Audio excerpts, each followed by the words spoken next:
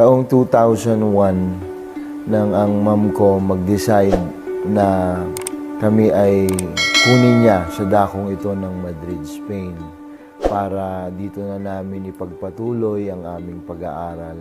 And at the same time, makasama din namin siya. Nung sinabing Spain, siyempre, andun yung excited ka na ang iyong ine-expect pagdating mo sa ibang bansa, iba yung environment, very peaceful, at masarap ang buhay. Pero sa kalaunan, paglipas ng mga araw, paglipas ng mga taon, nasabi ko sa sarili ko na parang wala ring pinagbago. Hi, this is Calle Perez Galdos. Dito po ako tumira sa loob ng 6 na taon when I was 13 years old. Dito ako dinala ng mami ko nung kami ay kinuha galing sa Pilipinas. My parents are separated. Ang daddy ko ay nagtatrabaho sa Thailand as a musician. So sa madaling salita, mami ko lang talaga ang bumubuhay sa amin noong panahon na yun. Nagtatrabaho siya as housekeeper. Ang trabaho niya is from Monday to Friday in the afternoon. Malungkot yung konting panahon ko lang nakakasama mami ko. At syempre, naghahanap ako ng atensyon at kalinga din ng isang magulang. Kaya ito yung naging dahilan kung bakit siguro ibinaling ko sa mga barkada ko. Dahil akala ko doon sa barkada ay mas magiging peaceful, sa barkada ay mapupunan yung aking pagkauhaw sa kalinga ng isang magulang. Pero hindi pala, dahil sa tuwing uuwi ako ng bahay, yung kalungkutan nandun pa rin eh. Sa pag-uwi ko ng bahay, yung pagkauhaw sa presensya ng magulang ko nandun pa din.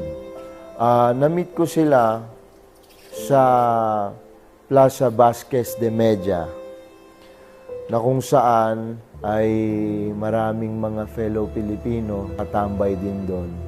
Hanggang sa yon, na-develop yung friendship at hanggang sa sama-sama kaming natuto sa maraming kalokohan, gaya ng pag-iinom. And then one time, kaming magkakaibigan, in-approach kami nung nakatatanda naming kakilala. Sabi nila, baka gusto niyong subukan ang mag-take ng cocaine. Tapos, nagtinginan kaming magkaibigan. Parang, okay, sige, subukan natin kung ano ba ang epekto niyan.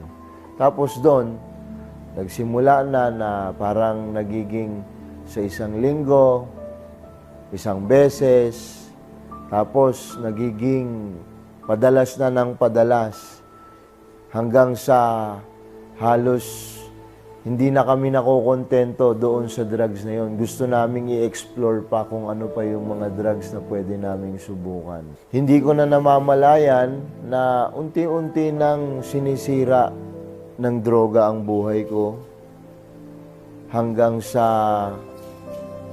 namalayan ko na lang halos ang buhay ko ay pariwara na.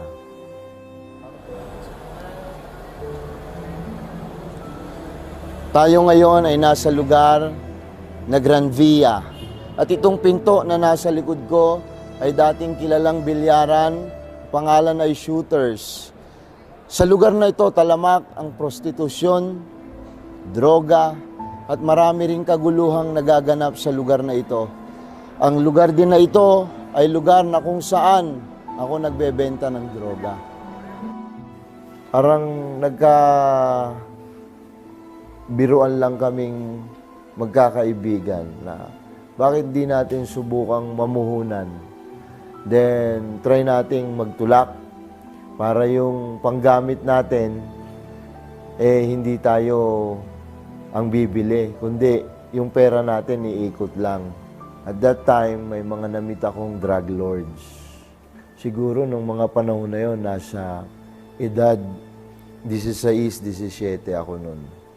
Hanggang sa yun, mas lalong lumawak yung aking connection, mas lalong marami akong nakilala, na nung una talagang saganang-sagana sa pananalapi, sa mga material na bagay. Kahit nga magulang ko nagtataka dahil nung mga panahon na yon, wala talaga akong trabaho dahil nag-quit ako sa job ko. Pero nakikita niya, may 2 motor ako, nabibili ko ang gusto ko. Halimbawa, cellphone, damit, sapatos, o kung ano man yung maisipan kong gusto ko. Nakikita ng mami ko na, saan kaya kumukuha ng pera to? Hindi niya alam na ako ay na-involve na sa ganung gawain. Ang pinaka-worst point nung mga panahong ako ay involved sa ganung gawain, ayun yung mga panahon na halos yung pangbenta na dapat ay magiging pera at mairirimit ko doon sa drug lord, ay halos nauubos ko na rin. Halos na ipamimigay ko sa mga kaibigan ko, hanggang sa unti-unti akong nababaon ng utang sa kanya. Hanggang sa pinagtatangkaan na nila ako na gawa ng masama. Dahil nga sa pagkakaalam nila, na alam ko na ang kalakaran, alam ko na ang proseso kung paanong dumarating ang droga dito. Kaya siguro sa pag-aakala nilang sila isusumbong ko sa otoridad, parang iniisip nila, kailangan na nating to. Pero salamat sa Diyos dahil doon ko naging karanasan na ang Diyos ay totoong nag-iingat. This is Plaza Vasquez de Media. Ito ay lugar na kung saan madalas kaming nagiinuman. Dito rin ako natutong magdroga, gumawa ng maraming mga kaguluhan. At sa lugar din na ito, madalas na nakikita kong dumadaan ang mahal na Pastor Tess dyan. Sa kalye na yan, papunta doon sa building na yon para mag-house-to-house Bible study. May karanasan na ako sa Diyos, pero talagang hindi ko magawang mapagtagumpayan yung aking mga bisyo, yung aking mga kahinaan. Kaya lagi akong bigo na makalapit sa Kanya. Yun na yung time na nagsisikap na din ako na makaiwas. Nagsisikap na rin akong umalis doon sa circle na yon. Doon naman ngayon, nagiging hingahan ko yung pinsan ko. Na ngayon ay si Pastor April. Sa kanya ko rin sinasabi kung ano nangyayari sa akin. Nandito po tayo sa Sol, sentro ng Madrid. At dito po ako dati nagtatrabaho taong 2006, 2007. At sa ganitong shop din po ako nagtatrabaho sa isang waffle shop as part-timer.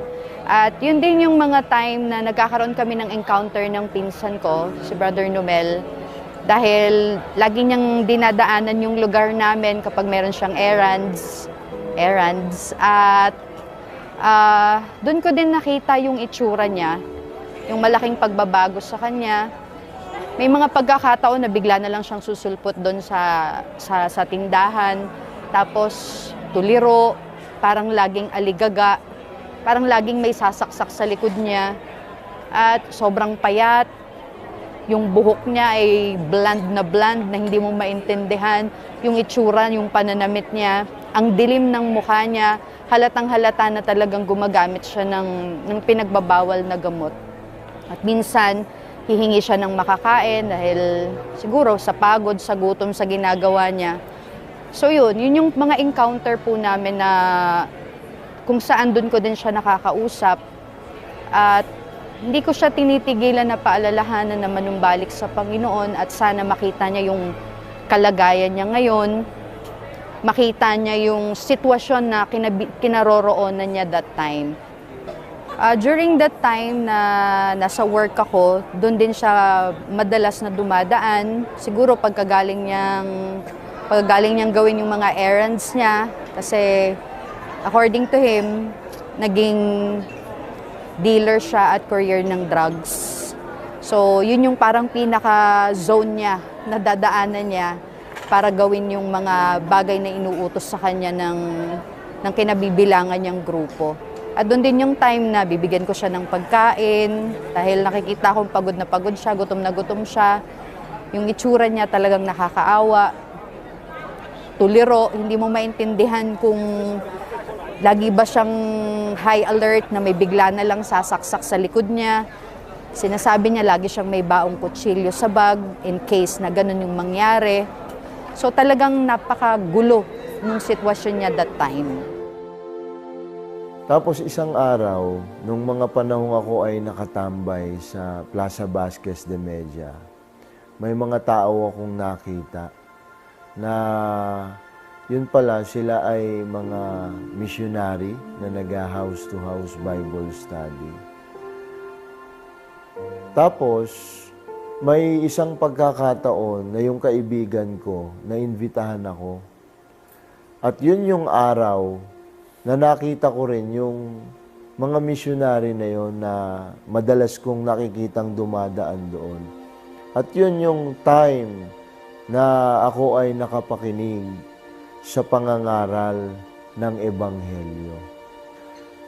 Nung araw na mapakinggan ko ang pangangaral ng Ebanghelyo, masasabi kong mayroong kakaibang kapangyarihan na mas makapangyarihan pa kaysa sa drogang aking natikman noon. Dahil ito talagang hindi mo maipaliwanag kung ano yung iyong nararamdaman sa loob ng pagkatao mo. Kaya nung time na yon, inalok ako ng mahal na Pastor Tess na magpabautismo and I decided to be baptized. After baptism, nakadama ako ng kapayapaan, kagalakan, at kakaibang pagnanasa sa puso ko na talagang iwanan na yung aking mga bisyo, ako'y tuluyan ng maglingkod sa Diyos. Yun yung masasabi kong karanasan ko. May mga pagkakataon na kahit yung mga dati kong kaibigan, parang pilit nilang gustong bumalik ako sa kung ano yung dati kong kalagayan. At may mga pagkakataon din na parang yung dati kong gawain ay natutukso ka o nagmumulto na muli mong balikan. Pero masasabi ko, mas pinili ko na talaga ang maglingkod sa Panginoon. Kaya ngayon, masasabi ko, nais kong makatulong sa mga taong nasa ganung kalagayan, kung papaanong ipinaranas ng Diyos sa akin yung makapangyarihang transformation. Kaya ngayon, ako ay isang ganap ng pastor, mayroon na akong pamilya, mayroon na akong 2 anak, at yung girl of my dream, finally binigay din ng Diyos sa akin. At mula nang ako ay naging manggagawa, na bigyan ako ng pagkakataon na makapagmisyon sa iba't ibang panig ng Europa. At ngayon ako ay nakabalik sa dakong ito ng Madrid, Spain, hindi bilang isang addict, hindi bilang isang pusher, kundi bilang isang mangangaral ng Panginoon. At ngayon, ako ay nagpapasalamat sa Diyos dahil nabigyan ako ng pagkakataon at pagkakatiwala na maging translator ng aming minamahal na global evangelist, Bishop Jonathan Santos Ferriol, upang aming dalhin ang mensahe ng tunay na kapayapaan sa bawat tao. Purihin ang Panginoon.